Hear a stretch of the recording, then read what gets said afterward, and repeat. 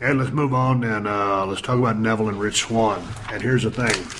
Because I haven't been following the product a whole lot lately, I Yeah. didn't have any idea who Rich Swann was. Now, there was a nice package on the story and the history between these two guys, so that helped me out in watching the match. So it gave me a sense of a little bit of what Rich Swann has done. But where did he come from, and where's he working at?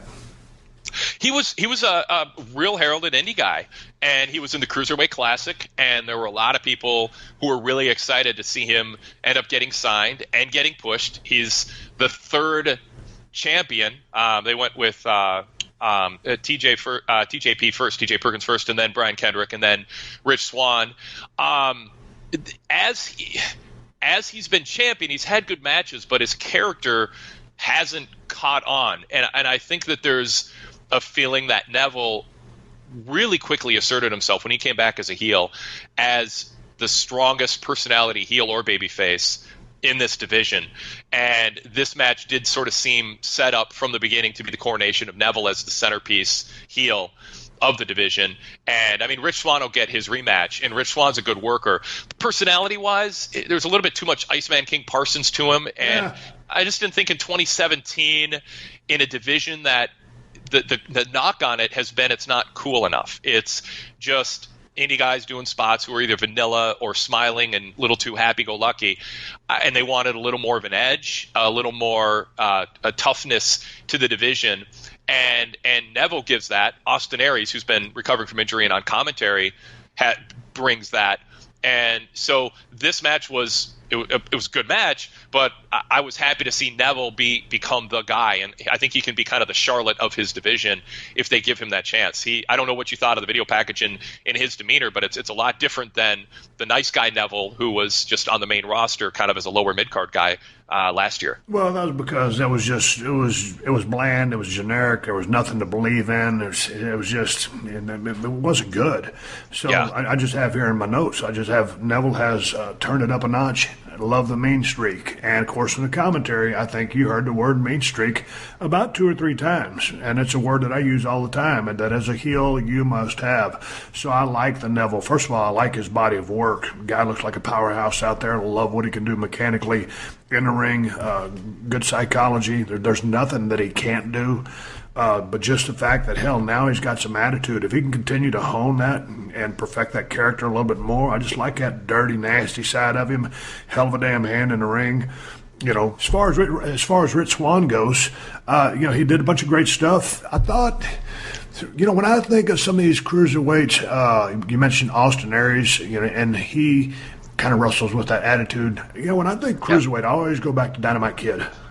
Yeah. And just the way he executes in his matches, or executed in his matches, his personality, his demeanor. I mean, the mean streak that he had, he was always trying to hurt you, or seemingly they were always trying to hurt. He had that snap, he had that movement, that salt and pepper on his moves, which made him just a little bit more different, made him very explosive. Of course, you kind of saw a lot of the same thing out of Chris Benoit. But you saw shades of that coming out in Neville. But if he can keep continuing to develop that character, I think his kid's got a big future in front of him. And, man, Rich Swann did a great job. I love the fact, finally, when he got on top of Neville, it's time to make a little bit of a comeback here, that ground and pound. It looked like he was actually connecting, with the fists.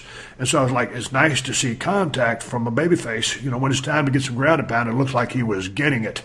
And I have all the stuff that they did. I'm not going to go through it because it was a cruiserweight match with a lot of stuff in it.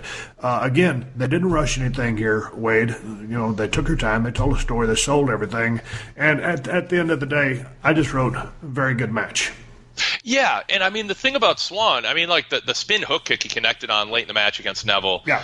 It's one of those moves where in slow-mo they don't have to trick you by speeding it up at the end. They ran it slow-mo through the impact.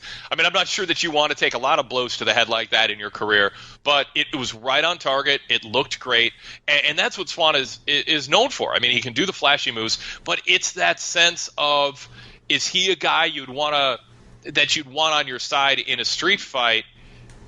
Or is he a guy who looks like he'd be flashy in the ring? And Dynamite Kid and Chris Benoit and, heck, Austin Aries and Neville, are flashy, but they come across as really tough. And part of it, I think, is just Rich is just told, you're the guy whose gimmick is when you're around, the party never stops, smile, dance, be happy-go-lucky and positive.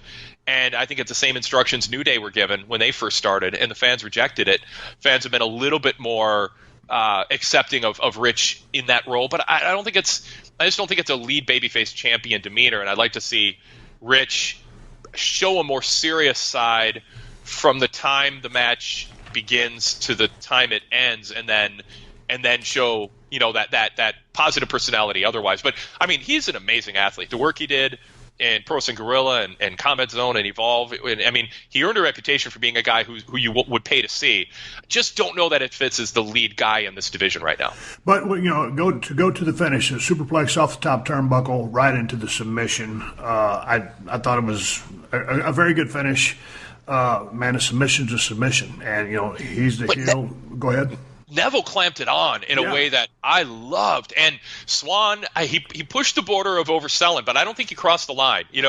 Sometimes you can ham it up a little bit where it kind of looks cartoonish. He walked that line, but I thought he stopped short of it, and it was good. He looked like he was in pain. He didn't look like he was trying to sell the idea of, I need you to cheer me or I'm going to lose. It was just, holy crap, I'm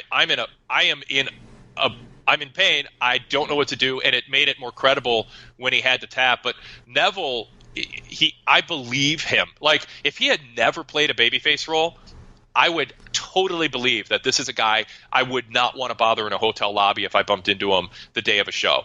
I love that in his demeanor, and he brought it all the way to the submission, Steve, all the way to the end. Yeah, so the superplex was impressive right into the submission. He snapped it on, and Rich hung on it as long as he could, tapped.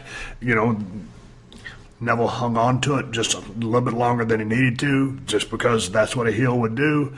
Yep. And the guy looks like $1 million. It was a real good match, and that's all I got to say about it.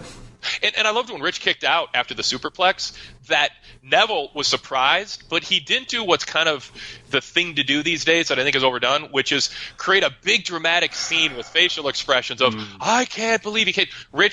When Rich kicked out, Neville looked frustrated, and less than a second later, he immediately clamped on the submission. Like, I got to get back to business. I love that. It's those little things that make the difference between what's good about Neville and some people who just look like they're trying to sports entertain you with phony dramatics. Well, and there were a couple of those dramatics through the other singles matches on the card where some other people did it. I didn't harp on it or nitpick it, but yeah, that always goes along. It was early on in the match. There was no way for a pin, but they didn't want to go into this credulous look. You're kidding. That wasn't 3 or just the roll the eyes or can't believe it, the exasperation.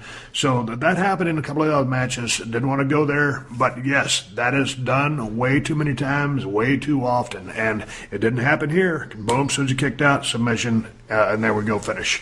And another heelish thing Neville did, and it's these little details that I love. When the referee was about to hand the bell to him, he snatched it from the referee.